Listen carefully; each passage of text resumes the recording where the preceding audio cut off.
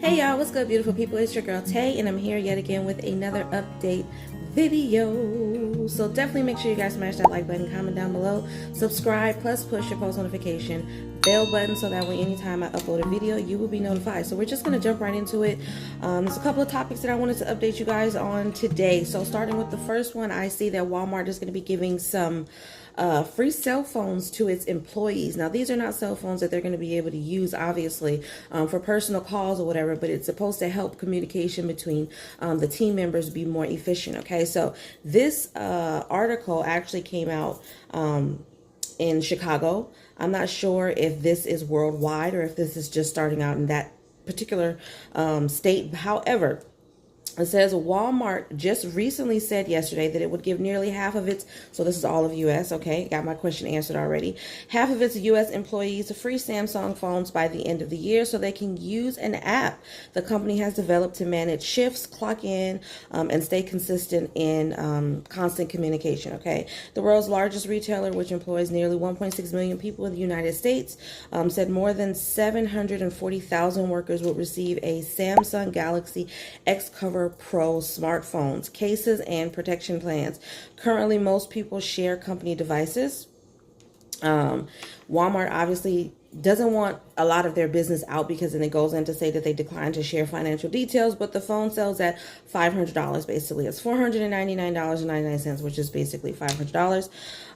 It is common for big companies like this to strike heavily discounted deals with carriers and device makers when buying corporate phones in bulk size. I know that because you can get certain prepaid phones at a lot of your local retailers. Now, I don't know if these retailers are pretty consistent throughout the U.S. Like, for example, Target, I know I can go and buy a phone in there. There's Walmart all over the place. But there are certain retailers, I think even at CVS or local drugstores out here in California, that you can purchase certain like I said, prepaid cell phones, and sometimes they'll even set you up with a plan from a major cell phone carrier like Verizon or something like that.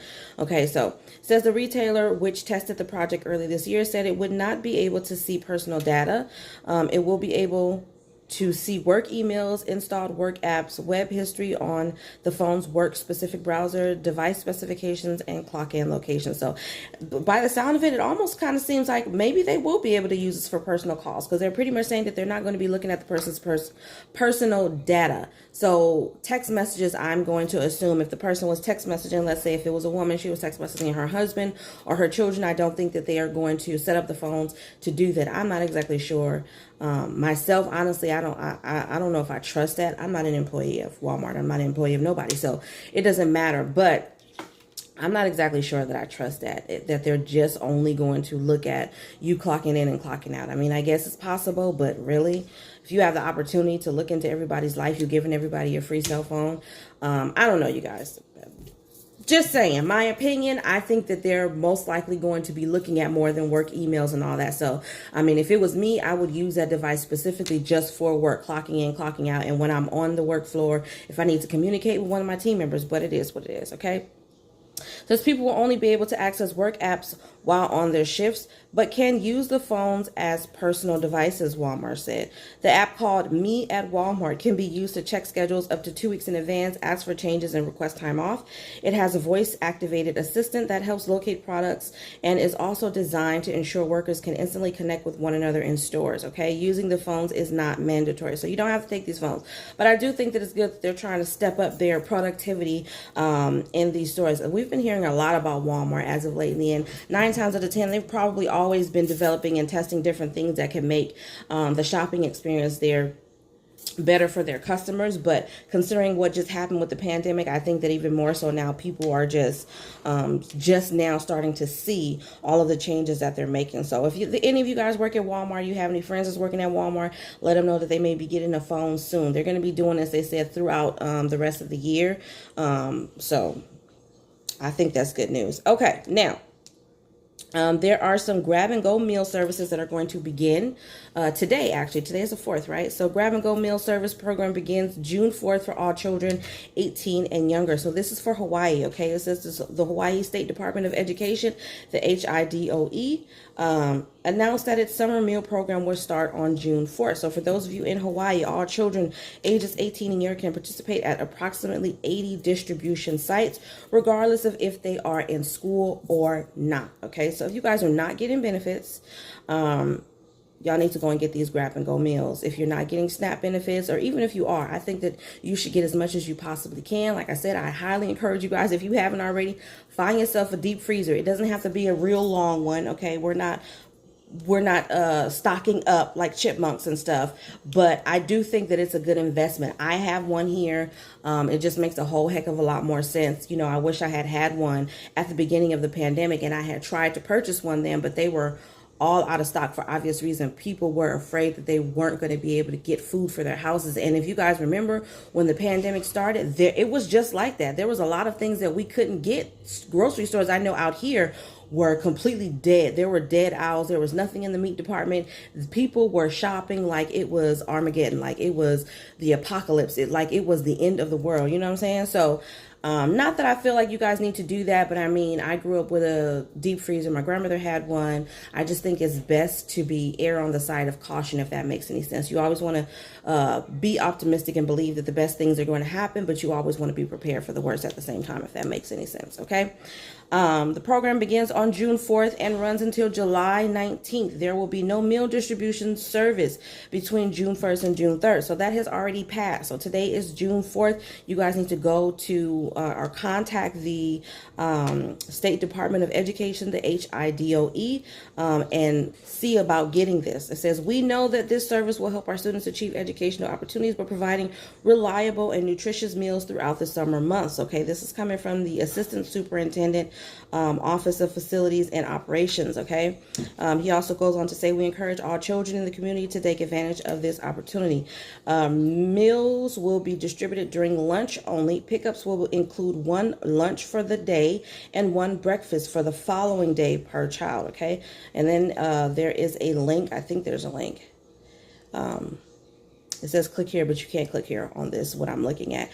But there is a list of meal locations that you guys should be able to go to. They do require some verification. Parents or guardians who choose to pick up meals without their children, if you go without your children present, must provide one of the following verification documents every day. So it says daily.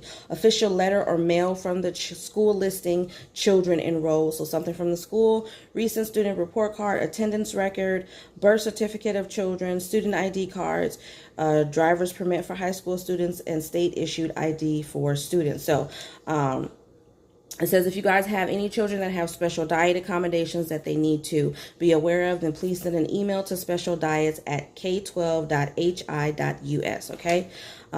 So yeah, I don't see a website on here, but 9 times out of 10, because I don't like giving you guys half you know what information. So I am going to look on the web, on the internet, and see if I can find this article on a different source, maybe where they're listing the website itself. Okay.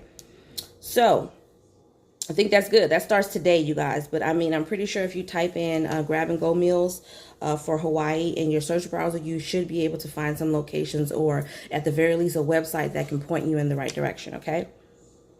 Third thing. Okay. So Kroger wants to give away $5 million chance at free groceries to encourage the vaccination. So they are going all out everywhere. They're giving millions of dollars away. They're giving gift cards away. They're giving out groceries. They are trying to make sure that they achieve the highest percentage of vaccinated Americans as they possibly can. And like I said, the only issue that I have with this, I think that it's fine that they want to provide an incentive, because at the end of the day, there are a lot of people that are really scared. You know what I mean? And they have reasons to be, you know, but at the same time, the reason why I'm discouraged or don't really like this plan is because there's a lot of people that can't even be considered for this particular prize or incentive because they have health issues that would prohibit them from being able to get the vaccination. I am one myself. My daughter is one. You know what I mean? She can't. I'm not going to take that chance. I have underlying health conditions. I don't know how that would affect me.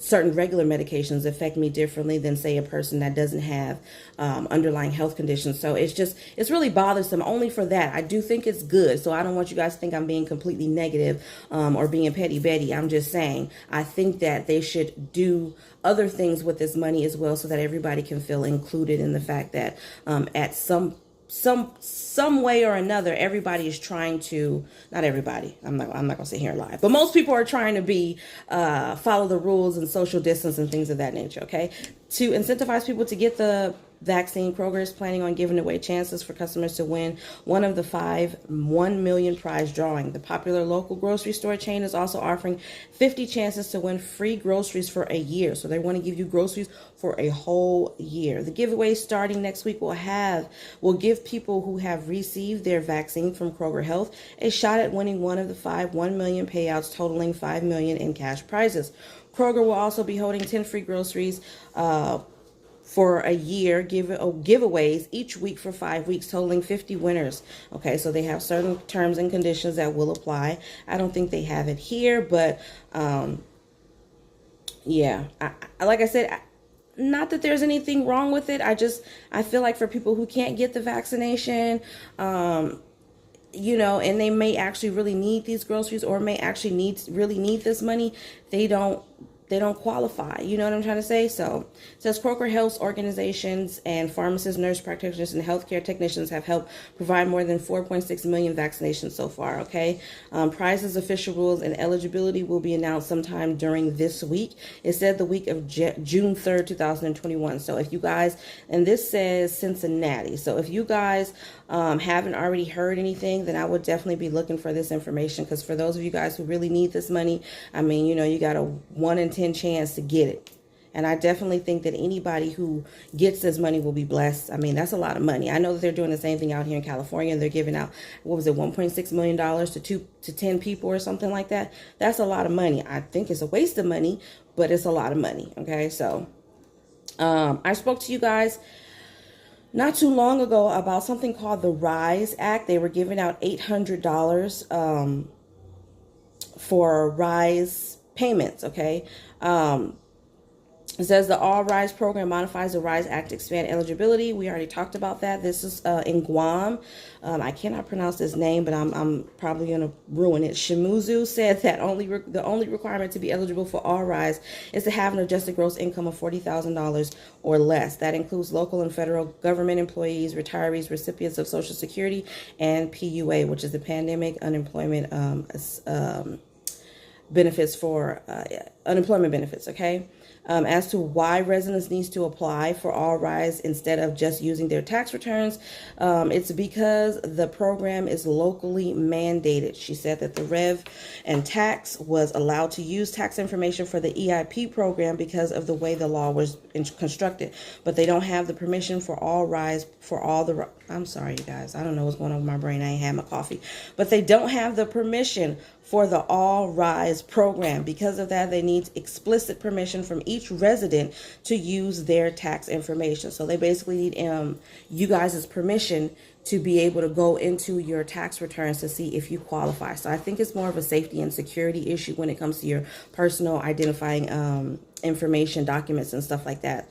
But other than that, you guys have $800 that you could be getting real soon. Okay, she said that more information will be available in the next couple of weeks, so I will definitely keep you guys updated on that as well. And now to end out this lovely video, let's take a look at what is it?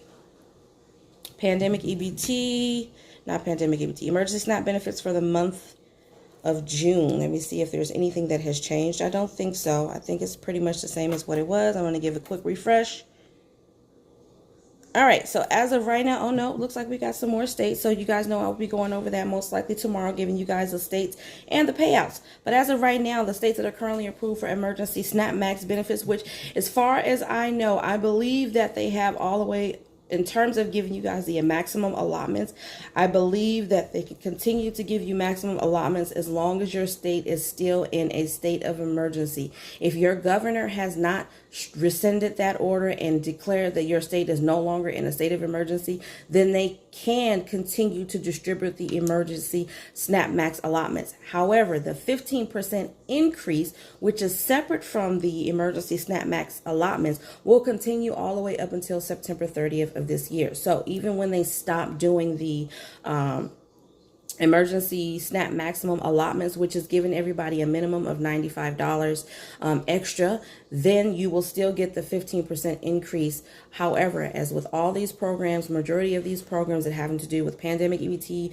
emergency SNAP, and even the unemployment, all of these benefits that were created to get us through the pandemic is basically at your state's discretion if they want to apply for it. So if your state is no longer approved or no longer showing that they're giving you this benefits, then no, that's not coming from the White House specifically or the Capitol. That is literally your state, your governor saying, we don't need those benefits anymore. Okay, I just want to make that clear because it's not going to be the same for everybody. There's going to be some states that are going to continue programs all the way into the end of September for as long as they possibly can. And there's going to be plenty of states who've already rescinded the state of emergency declaration and are ending many of these programs that people still need. But anyways, let me stop rambling on. Emergency SNAP Max benefits for the month of June. We have Alabama, Arizona, California, Colorado, District of Columbia, Florida, Hawaii, Iowa, Indiana, Kansas, Kentucky, Louisiana, Maine, Maryland, Michigan, Mississippi, Missouri, Montana, New Jersey, New Mexico, North Carolina, Ohio, Oklahoma, Oregon, Pennsylvania, Rhode Island, South Carolina, Texas, Tennessee, Utah, Vermont, Virginia, Washington, West Virginia, Wisconsin, and Wyoming. As always, you guys, I believe and hope that this information was in some way helpful or useful to you in your circumstance. Remember to live, love, and elevate, and I will definitely see you guys in the next video. Peace, people.